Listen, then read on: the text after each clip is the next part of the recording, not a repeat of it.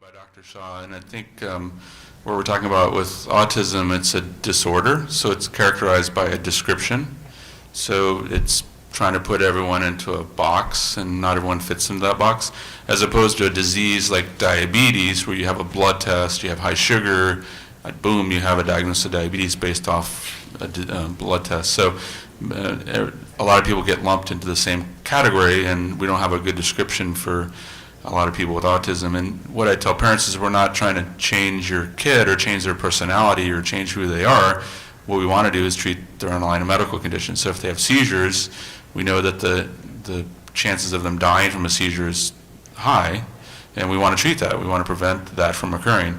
If there's something going wrong with the gastrointestinal tract, if there's constipation, pain, et cetera, we want to identify that. But again, it's part of the journey of being open. And the thing that I found about the cannabinoids was, first of all, I didn't know we made them. We make endocannabinoids, and we have receptors, CB1 and CB2.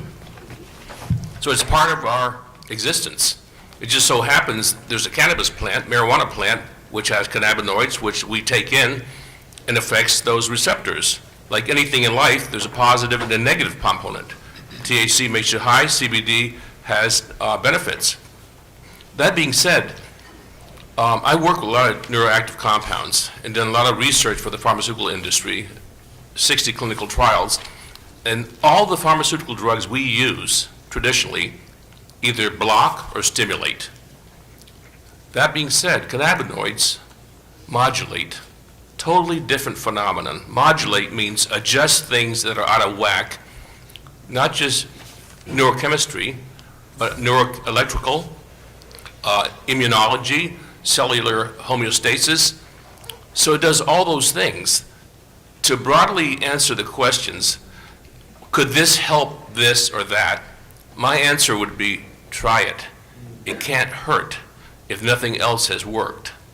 That's what made me a believer. These kids were coming to me desperate moms, like that was mentioned, selling their houses, moving to Colorado, and being open changed their lives. So I can't answer specifically. Yes, I've had experience with seizures, Tourette's, all those, quote, episodic paroxysmal neurological disorders with abnormal EEGs. It helped. But I can't answer that blanketly. I would just say, try it. What do you have to lose? Children or adults with autism, the first thing they do is put them on a gluten and casein-free diet, which is a very good thing to do. But what they do is they immediately put them on corn as the substitute, and something like 98% of our corn is now contaminated with glyphosate. So I'm finding increasing numbers of children with autism who have high amounts of glyphosate.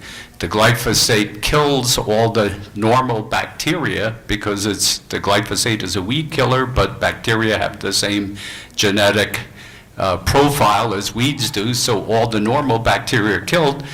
Harmful bacteria like Clostridia don't have the susceptibility, so they proliferate, and Clostridia is a very common problem in autism. So some of the things we need to do, even though I know people are going to sigh when I say this, but everybody should be eating organic food.